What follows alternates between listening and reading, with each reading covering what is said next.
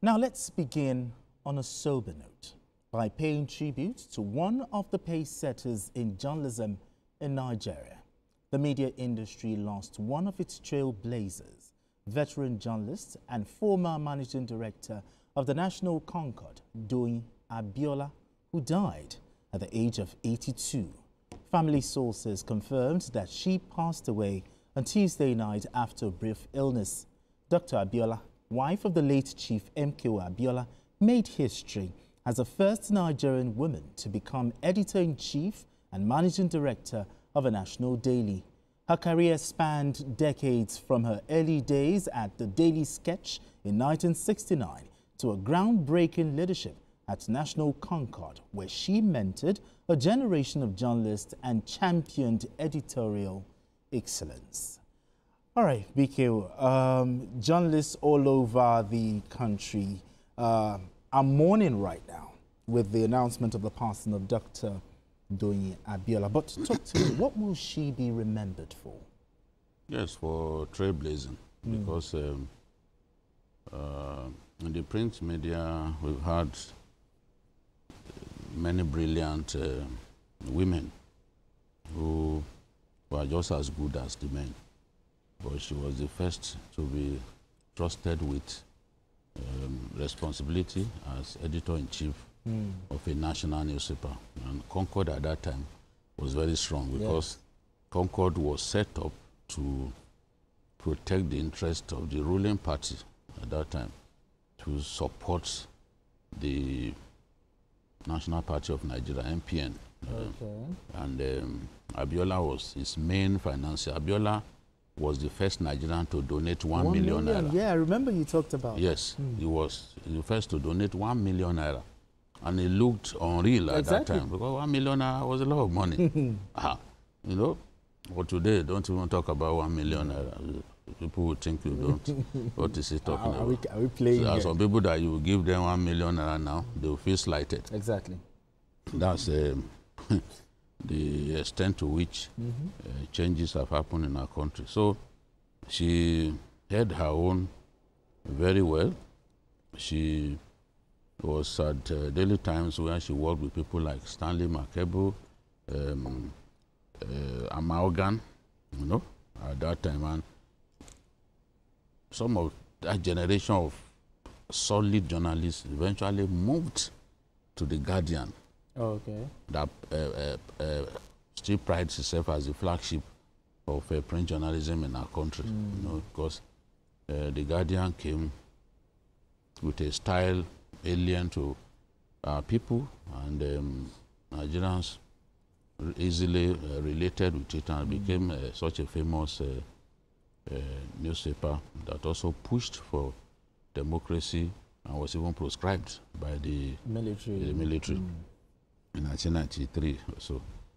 So she's a woman that we remember for so many things. At that time, people felt, why should Abiola marry his staff? But you cannot quarrel with a man over his choices of female companions and all that. So, but I remember seeing her when Ranchers Bees Football Club of Kaduna won the West African Football Union trophy in 1989, late 1989. I was in Kaduna at that time, and inside the Ranchers Bees Stadium, located close to the police station, she came with her husband, and Abiola, very charismatic person, held a tray and was moving around telling people to donate to the cause of Ranchers Bees. Really? Yes, and she was beside Abiola. I still remember how she was dressed, completely from head to toe. What she wore completely matched one another in terms of the ensemble, or how is it pronounced?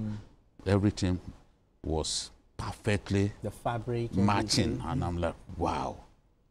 And even poor people were dropping money into that tray. As Abiola moved around with that tray, it was a demonstration of how popular it was. And he had not contested at that time. People were happy to drop money, even poor people. I can't forget. In Kaduna, that even people, Almajiris, I saw them, poor boys, were dropping money. That was the time when Ranchers Biz had this coach, Dominic Quest, from Argentina.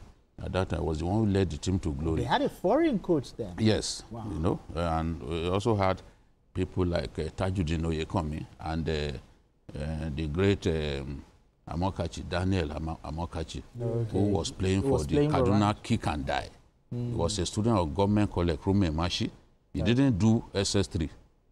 It was from SS2 that Vesterhoff brought him into the national team. Oh dear. You know, that's and he became. Believe that he uses his real age. Yes, of course, he was younger. I was living inside Ranchers Biz dormitory. Okay. Yes, in Tudunwada at that time, so I knew all of them. You know. Wow. And he was SS2 student, and then that was so strong, so physically well built. You know. Nice. So he and Balarabe, the striker, they used to call him Keegan. So they were young but strongly built. Tajuddin Oyekomi, to the left winger, was also well physically built, but was a young boy, under 20.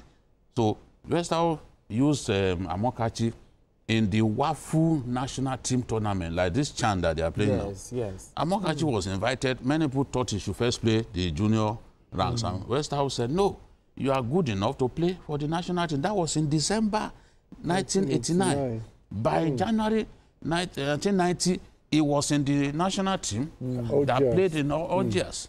Lost their first match by 5-1, but didn't concede any other goal until they got to the final and lost 1-0 to Algeria, with people like Rabamaja as the talisman of the national team. All right, well, our heart still goes out to the family of the Abiola family.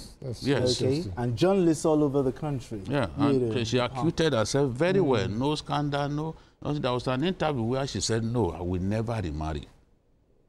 And she said, what is sex after all? Just a few minutes enjoyment, you know? She didn't think that she needed to be married, you know, just to honor Abiola's memory. Absolutely. Our heart goes out to, you know, the Abiola family and the passing of Dr. Doyi Abiola.